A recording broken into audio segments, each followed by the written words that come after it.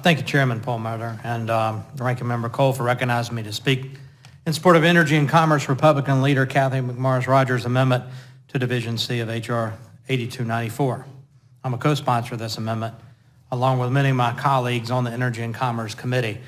Now, Chairman McGovern said just minutes ago that everyone was concerned about gas prices, and we are. I think both Democrats and Republicans across the country did not really appreciate seeing Strategic Petroleum Reserve oil sold to China. This amendment is very simple. It prohibits the Department of Energy from sending America's emergency oil reserves to China. These are Strategic Petroleum Reserve resources owned by the taxpayer. And they're there for certain circumstances and events. Because of President Biden's hostility to oil and gas, our domestic production and refining capacity has declined by more than 1 million barrels per day since President Biden took office. Energy prices have surged past historic records. People have been forced to pay more than $6 a gallon in many regions of the country. Now President Biden's looking for cover. He's looking to distract American voters from the painful realities of his anti-fossil fuel agenda by releasing an unprecedented 260 million barrels of oil from our SPR. Releasing oil from the SPR is not really doing anything to lower gas prices. It's a temporary blip. It is not the solution to the energy crisis Americans are facing today and that Chairman McGovern mentioned earlier. The oil is being released, more than 1 million barrels per day. It really has nowhere to go.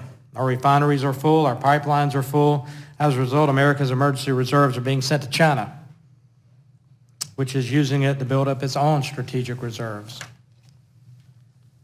Using it to build up its own strategic reserves, an adversarial country.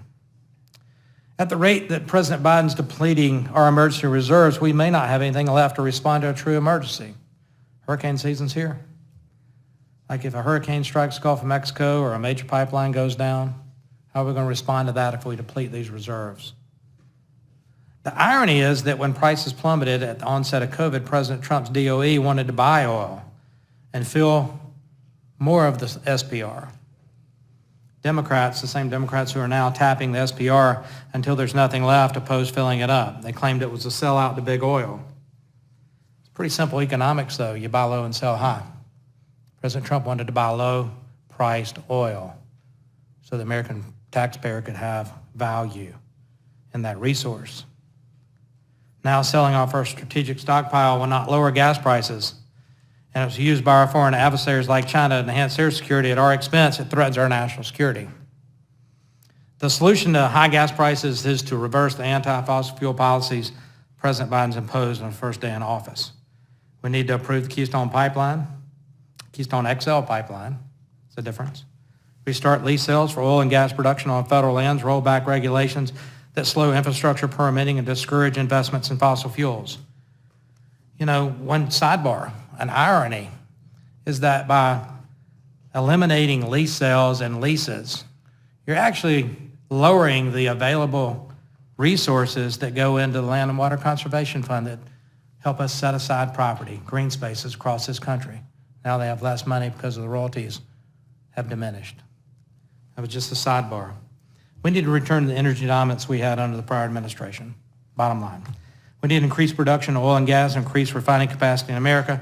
President Biden wouldn't need to go to Saudi Arabia and beg MBS like he did last Friday to produce more if he unleashed the production here in the United States. And we've done it before. We were a net exporter of energy, net exporter of oil and gas, net exporter.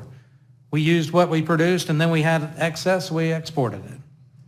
If he can travel to meet with the Saudis, he can certainly travel down to Port Fourchon or down to Houston, to Midland, Texas, and meet with U.S. oil and gas executives and say, hey, what can we do here in America to increase production? What do we need to do here in America to refill the SPR and not take oil out of it? What do we need to do here in America?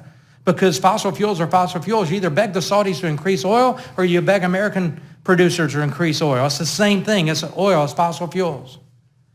It's kind of hypocritical. He can commit the oil and gas producers here in America to new leases, faster permits. He can end the regulatory war on pipelines. and the supply of capital. Bottom line is we need to stop draining the strategic petroleum reserve oil and hand our energy security over to China. So this amendment's simple. It would allow disallow any sales to China. I want to thank you for allowing me to speak on this amendment. I urge you to make it in order so it gets the opportunity for debate on the House floor. We can further this conversation. And with that, thank you. I yield back.